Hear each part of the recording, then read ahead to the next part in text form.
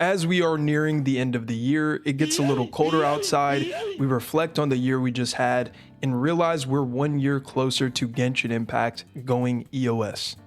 I'm just kidding. I'm just kidding. You know what they say, there's 3 constants in life: death, taxes, and Genshin Impact making $50 million a month. Bruh. So don't worry, I know Genshin EOS is a scary concept to a lot of people, but aliens will invade us before Genshin stops selling characters. But Genshin Impact does sometimes completely go off with these character designs, like some of the characters we've had recently, like Flynn's, Varka, Columbina, and Lauma. We all know that about the game at this point, but is there something that Genshin is doing better than the competition to stay relevant for this long? Or do they have absolutely nothing better than their competition and it's all sunk cost fallacy? I will say that if you are playing this game just for Arlecchino, then that's valid, because this is one of the best looking characters in fiction. Just look at her compared to your favorite characters. If you are actually looking to get Arlecchino or Grandpa Zhongli, then you're in the right place. Today's video is brought to you by LD Shop, and I've recently started using their service because,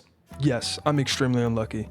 So if you're looking to get the newest limited 5-star in Genshin Impact, Honkai Star Rail, or Wuthering Waves, then look no further. You're probably wondering why you should even use this service over just topping up in-game. With LD Shop, you can save money on the purchase you are already going to make anyways. And don't worry, it's extremely fast and reliable with a ton of great reviews, and all you need is your UID to top up. Just navigate over to their website, select the game of your choice. Just choose your favorite game. Oh, definitely not that one. Choose the top-up bundle you'd like to purchase, enter your server and then your in-game user ID, and your first purchase will get you 15% off. Check out the link in the description to use my code for an extra 5% off. That stuff really adds up. So thank you so much to LD Shop for sponsoring today's video. So what do you think that Genshin Impact does best at this point? Well, I can tell you a lot of things that they don't do well. How about the insane power creep recently, where older units are falling off at a way faster pace to the point where longtime Genshin theory crafters are telling you that some characters who used to be meta for years now are just garbage. Zhongli is not a good character. Even if what you care about is gameplay, there are still different types of gameplay upsides and downsides that appeal to different types of players. Now, if you love Gramps, then don't let me discourage you from pulling him, because he sure makes things really easy, and for most people that's all that matters. I'm the same way. I like to close my eyes and click my buttons to feel like I'm doing something, but offensively he's definitely lacking, and it's definitely an interesting move for Hoyo to put Lan Yan on this banner too, because this is a 4-star that arguably power crept him. At the very least, Zhongli isn't the best shield unit in the game like he used to be in 2024. It's still insane to think that we're almost in 2026. Time is flying, so go enjoy life. But the Fontaine characters so far have been able to keep up for the most part, and I know that some people would argue that Arlecchino is already falling off pretty badly, but of course she is, compared to this walking nuke Mawika. I think that this character really made people start having crazy opinions on whether characters are good or not. Another one of those factors could be Stygian Onslaught, where you have certain boss phases where the boss will pretty much tell you to stop doing damage to him so that the timer can keep running. And so this is starting to make some characters feel pretty obsolete, to say the least. And when you have to release characters at the power level of Mawika in order to make new units seem strong, you could see how easily that Raiden Shogun got left in the dust. But at least the content for Genshin Impact is still there, and whether or not the content is good, then that's up to you. But at least there has been some things that you can take advantage of, even if you don't like Stygian Onslaught. Nodcry feels nice to explore, because if there's one thing that Genshin gets right, it's world design. But there still isn't free flight in 2025. There is tools that can help you explore Nodcry, and the cringe Night Soul mechanic isn't in this region, so that's definitely a win. So I will say that this game might have that one thing over its biggest competitor, and yes, even though this game is in a dry spell right now, it is still Genshin Impact's biggest competition. Let's be honest about Wuthering Waves though for a second. The content drought has been unreal, and a lot of people are finally starting to notice. It's hard to ignore how long we've been without a combat event. How long has it been again? Well, it doesn't matter.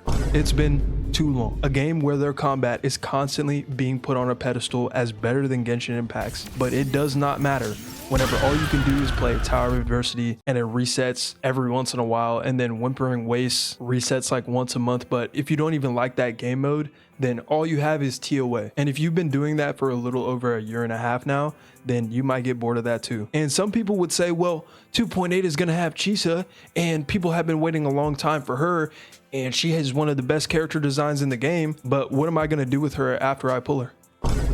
Just walk around the barren open world, which I'd rather do in Genshin, but don't get it twisted, I'm not going to do that. I think right now, if you really like Wuthering Waves, I hope that 3.0 is half of what 2.0 was. And just so you know, I think that Wuthering Waves 2.0 was the greatest gacha patch of all time. Now, I haven't played that many gacha games, so if there's some super obscure patch from a game that I've never heard of that is somehow better than WUWA 2.0, then so be it. But I'm absolutely sure that 2.0 was one of the greatest patches in gacha ever. And all I'm hoping is that 3.0 is even half of that, because that would definitely revive the interest in Wuthering Waves a bit, because Wuthering Waves is not bad. And I think that's what a lot of people don't understand whenever people criticize the game recently. They think it's people just saying that the game is bad because that's the trend, but the game has no content, which is almost even worse than the game being straight up bad. Wuthering Waves will always have that combat aspect over Genshin Impact, but I couldn't even say that Wuthering Waves is that much better than Genshin Impact anymore. Maybe if you're a new player, then yes, I would probably recommend that you play WUWA,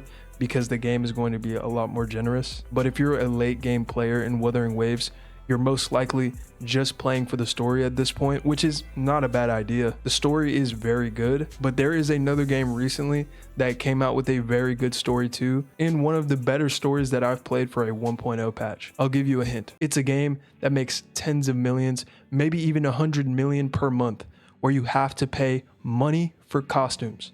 Huh?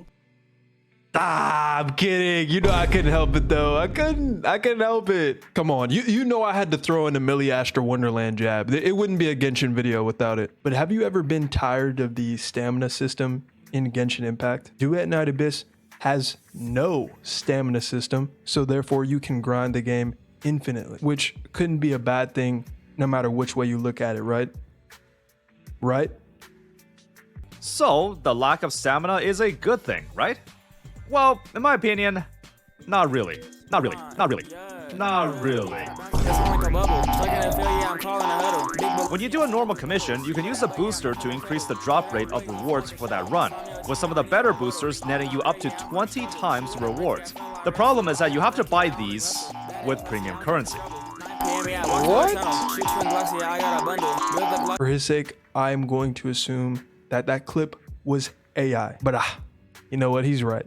We wouldn't be able to utilize our calendars in order to remember which day a domain is open if Genshin Impact had an unlimited farming system. At the end of the day, one of the main advantages that Genshin Impact will have over all of these other gacha games is their optimization on the mobile platform. And I feel like that is still overlooked to this day. In fact, all of the Hoyo games run very well on mobile, especially for the quality of the graphics.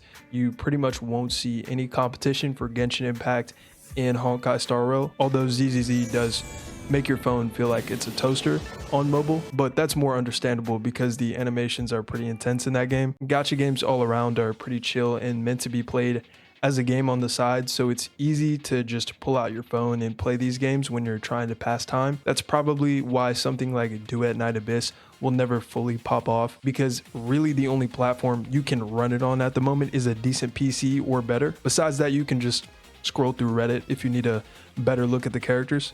Just kidding, don't actually do that. Don't do that. But even a game like Wuthering Waves doesn't really run that well on console. Even to this day, it's still a bit choppy, but I don't think Genshin Impact has ever lagged once on my console, but that could just be me. But let me know if you think that Genshin Impact should at least update their gacha system, because there is absolutely no universe where Genshin Impact makes the character banner guaranteed. But maybe at least make the weapon banner guaranteed at this stage of the game, considering they are very important for your characters. Or let me know if that's a really bad idea and they should just up the pity to 200. So your word of the day today is psychic, as in the psychic typing from Pokemon, and it's one of the coolest, yeah, just kidding. Your actual word is mannequin, and I hope that this guy was the first thing that popped into your head whenever I said that. I'm sure some of you already have PTSD from seeing this character. Looking back on this stuff, I still can't really believe it. Seems like it was all a fever dream. Anyways, thank you for watching this far if you have. What, are you waiting for me to say something else? Oh. You'll get to that piece.